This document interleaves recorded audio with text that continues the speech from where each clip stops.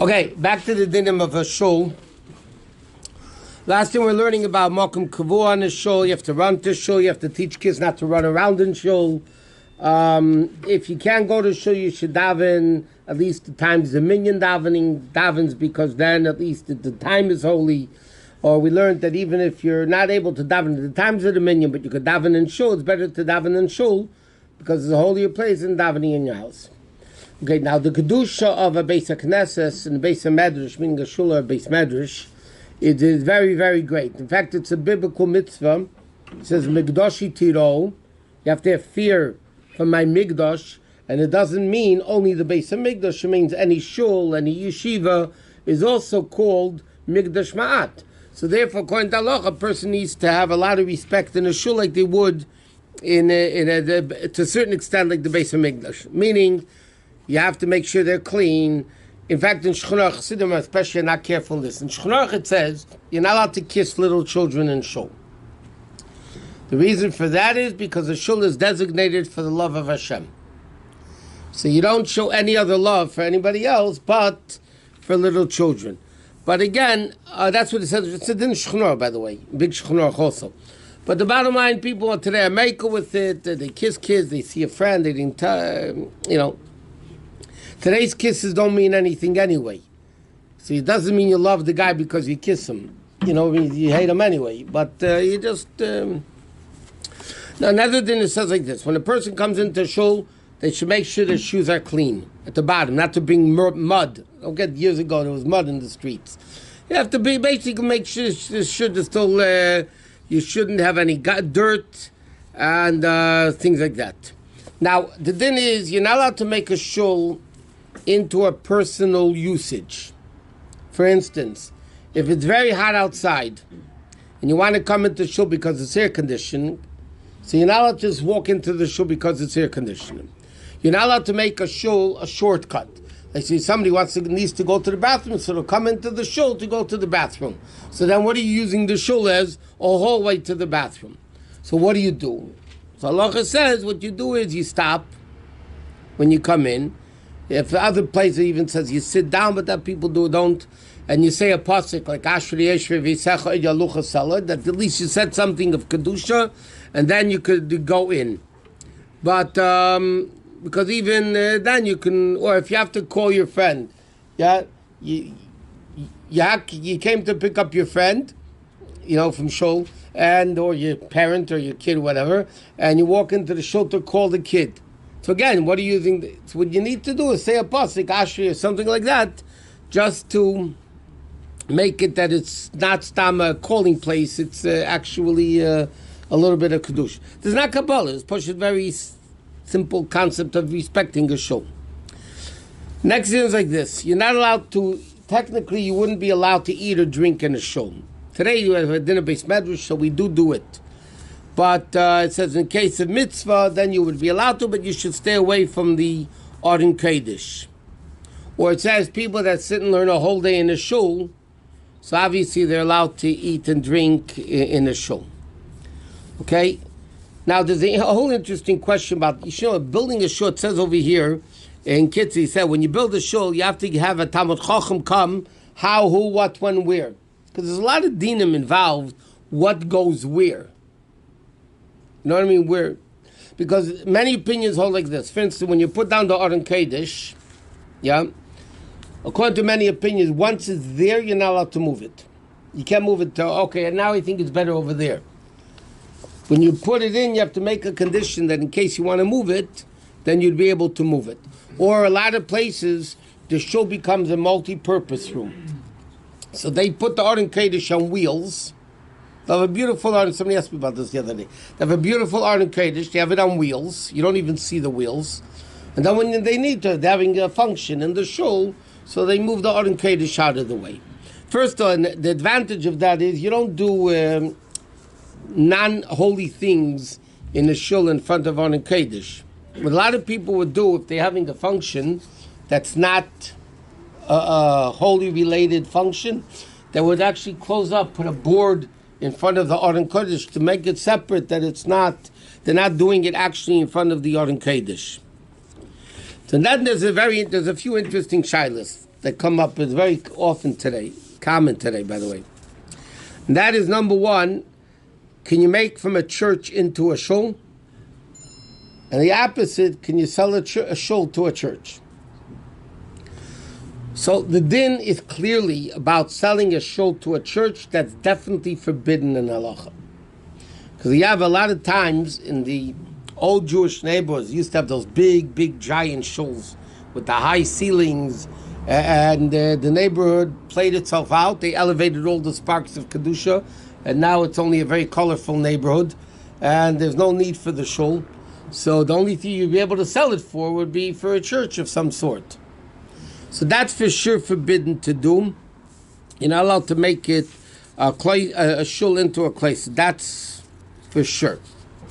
The question is more so, it's really in the reverse. Are you allowed to make a church into a shul? So it's interesting. If you look in halacha, basically it says no. But everybody does it. So there are ways already in the halacha that they deal with it in a way they make it, they sell it to somebody else first, and that somebody else sells it to the shul. So the shul never bought it directly from the church, they bought it from a person. It's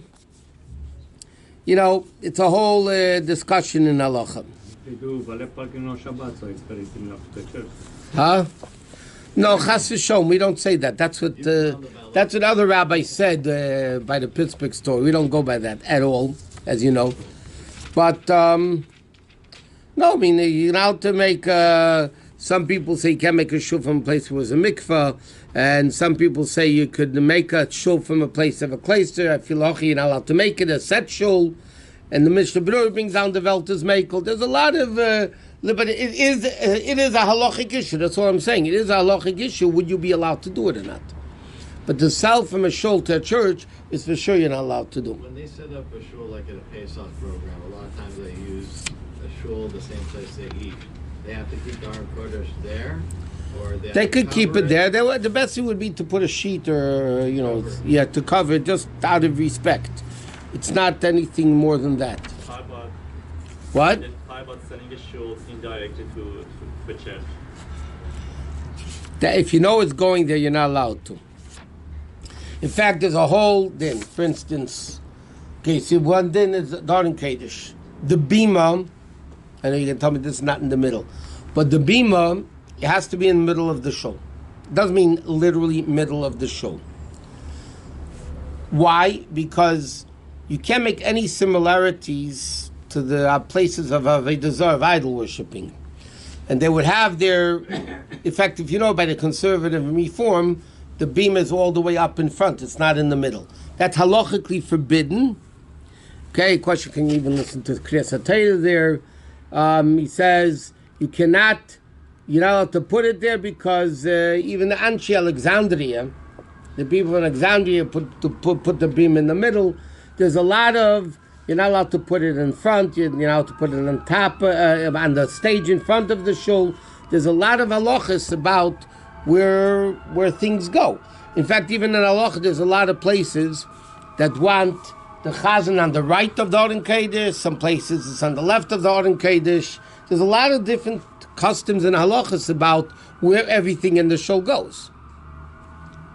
Or even, I'll tell you even an interesting thing. When you open for psicha, right? So some people open this way, and some people open this way. So halacha has brought down both customs, by the way.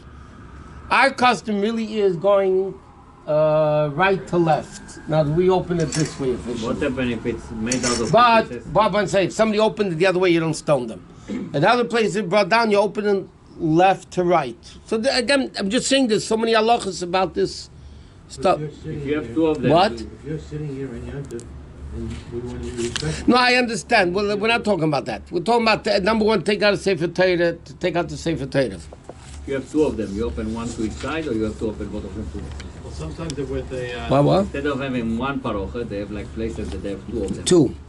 So you Or open there's a to string each one that to each pulls side. it apart in the middle. Then, yeah, if you have a double pareiches, two halves, how else are you going to do it? You open each one to its side. Some people say you open both of them to the left. That's when you can't do it that way. You got to be realistic. You can't. make an. In fact, there's interesting tshuva spot. I don't know what the tshuva is, but a lot of times they have a pareches, so they have, letters written on the pareches, and then when you open it, actually splits the letters. You know what I'm talking about? Splits the. They'll have the Aser Sedibris, and then it splits. So there are tshuvas written about what do you do with Shabbos. Is that called splitting letters? Is that called erasing letters on Shabbos? The Pearl Alter Rebbe says clearly that you could, the minhag is that you could do it because you're not erasing a letter. You're just separating things that are pre-existent. You're not writing or erasing anything. It's still there. You're just separating. Like we learned, it's much better even than a library book that says Beverly Hills Library, and you can read it on Shabbos. You can open and close the book. It doesn't matter because you're not writing an erase or erasing. But then there's a lot of interesting shadow. Who says I need a pareches? Or can I have the curtain inside the door, not outside the door? In other words, this pareches, right, is outside. Some places like to make a beautiful Aron Kodesh with ornaments and beautiful wood and everything, and they don't want to ruin it, the artwork, with a curtain. So the shaila is, can you put the pareches inside the Aron Kodesh? There are all discussions in halacha about do you need a... Huh? Many people hold you could. There are people that say you shouldn't do it because it's not tradition. I know, but there's an union of, and they say tradition. Tradition that, you have it the way it always was. Shuls have to be built the way they always were.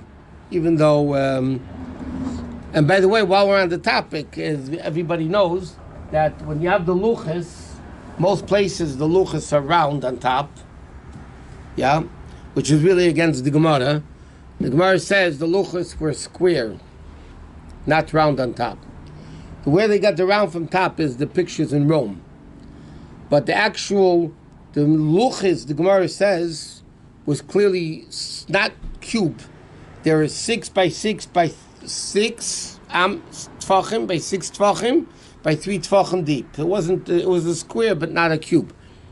So the Gemara says clearly that the luchas were square. And therefore, the Rebbe was against having those places with the round luchas because it's just not the reality of it. It's not what it really was. Okay.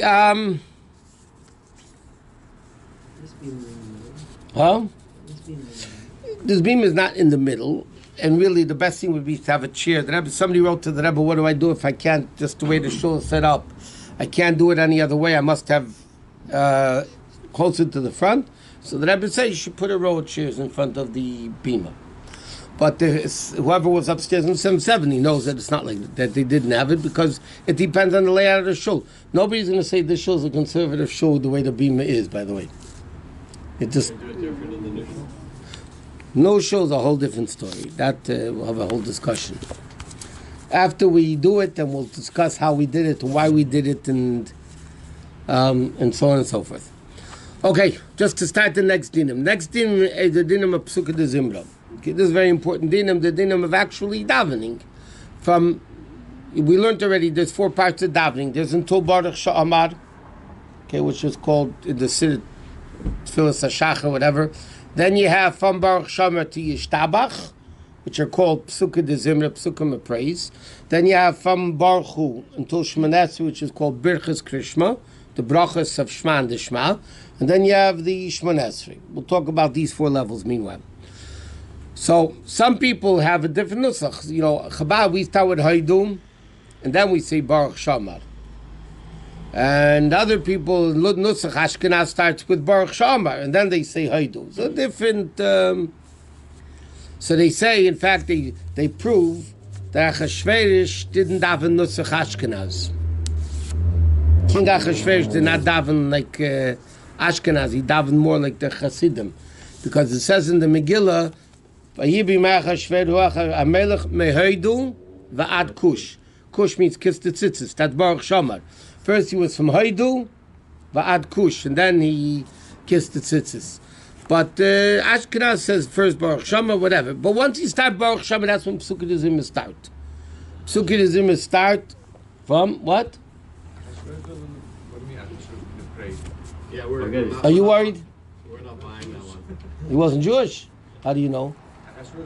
How do you know? You were there? Yeah. You were there? He spoke to somebody who was there. Like Mordechai and Esther are buried in Hamadan, yeah. Okay, so from Haidu until Baruch Shama. So Baruch Shama actually we'll leave it at this. Baruch Shama actually doesn't begin. The laws of Psukkah Dezimra doesn't begin until you say in middle of Baruch Shama there's Baruch Atah Hashem Elokeinu Melech Haolam. That's when Psukkah Dezimra begins. All the din what you're allowed to talk and say and answer and so on. Okay, to be continued.